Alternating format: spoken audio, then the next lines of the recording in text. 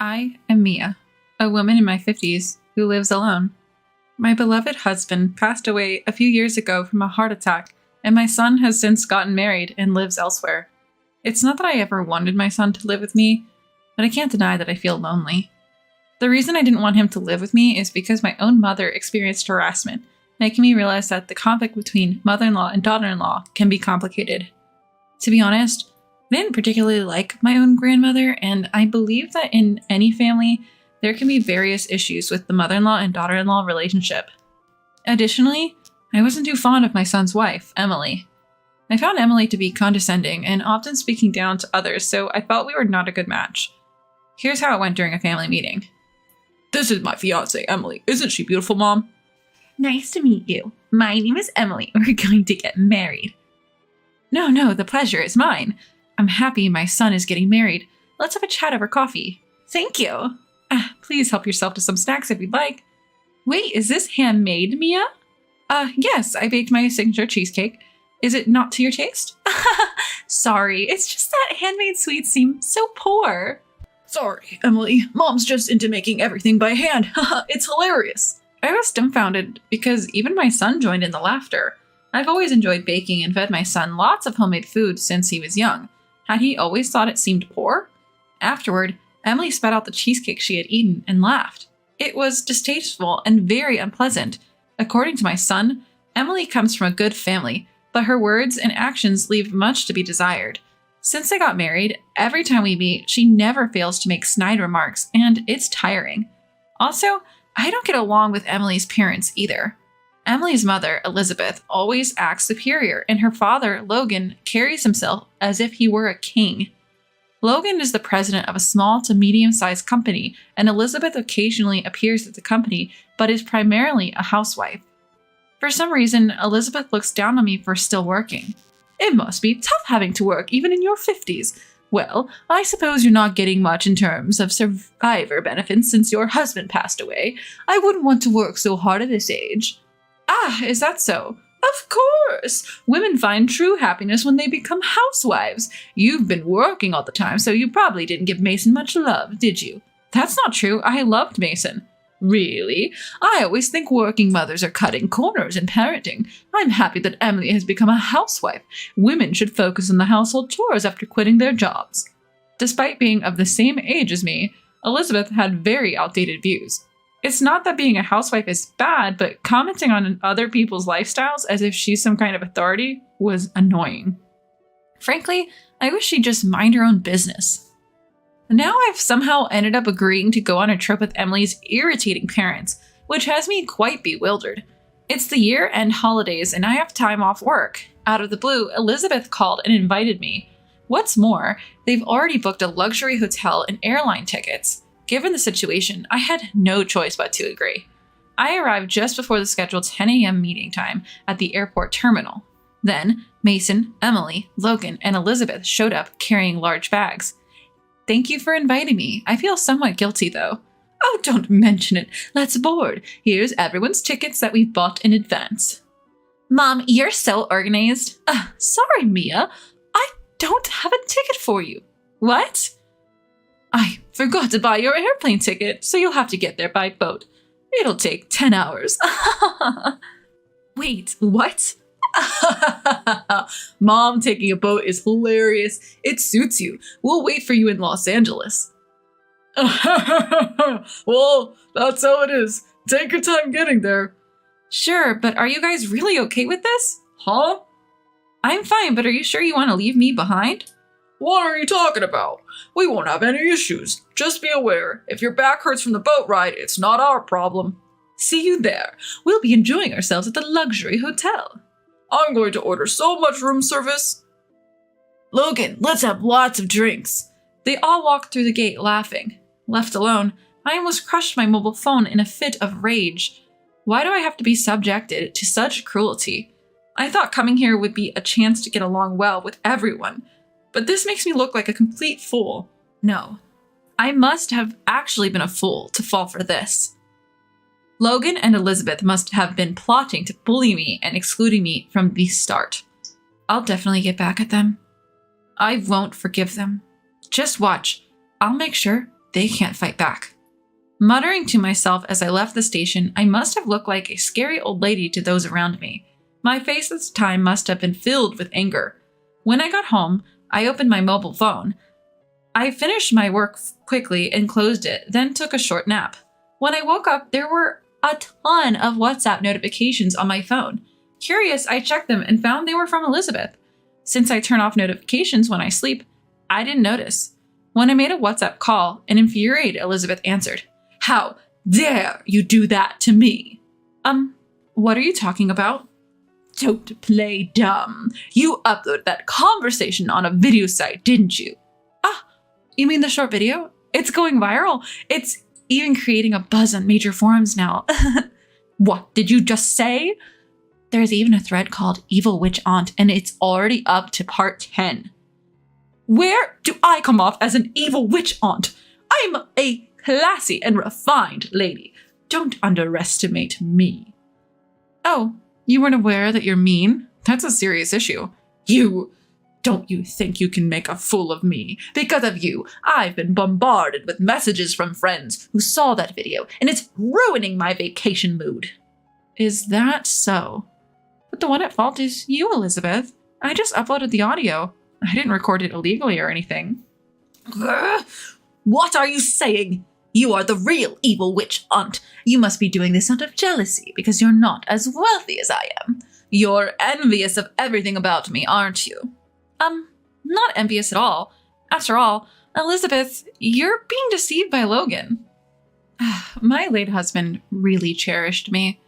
But Logan has someone more important than you, Elizabeth. What? His affair partner. What are you saying? The real reason you went on that trip was so Logan could secretly meet a local woman there. Upon hearing that, Elizabeth was lost for words. The truth is, Logan was seeing a woman at the vacation destination. I knew this because the woman had posted a video with Logan on the video site that I frequent as a hobby. The woman he was cheating with appeared to be in her late 20s, not much different in age from his daughter, Emily. It's quite disgusting to have such a relationship with a woman not much older than one's own daughter. I couldn't post anything too explicit since that would lead to account suspension, but they were doing what lovers do, looking happy together. The linked blog was filled with diary entries detailing what she and Logan did, described explicitly. It seems like this woman is currently writing a blog post. She's probably posting it from her mobile phone. I'll send you the link. Wait. Go ahead. Read it. What is this? Oh no! Elizabeth probably read a few lines. She was screaming quite loudly. I wish she'd stop because she was going to ruin my ears with that screaming. Apparently Logan had told her he was going for a little walk alone, but actually went to meet that woman. Then it seemed that Logan returned to the room while the call was still connected. Oh, what a wonderful view I just took in. Where were you? Just took a walk around the area. Did you want to come along, Elizabeth? Don't lie. What's this diary? You were with the woman who wrote this diary, weren't you? What is the meaning of this? Why is your affair partner here? Well, it's a local thing, look, I met her when I was here on business. We had some drinks and got friendly, but I didn't do anything sketchy. What? This diary talks about all sorts of things you did together, you pervert. But Mason did the same. What? Wait, Logan? Mason was at the bar with me, drinking and hitting on other women. After that, we both went to that sort of place. What did you just say? Mason, what is the meaning of this? Emily, calm down. I didn't do anything. I was just drinking with a woman, that's all. I won't let Mason be the only one to pretend he's innocent. I'm taking you down with me. That's terrible. Why am I being dragged into this? I'm your son-in-law. Defend me. Shut up. All of this is your mother's fault. That's awful. And here I thought we got along so well. In fact, Mason's workplace has a business relationship with Logan's company. That's why they often went out for drinks together. Although the relationship of in-laws and business partners may be unusual, it seems they've been getting along well.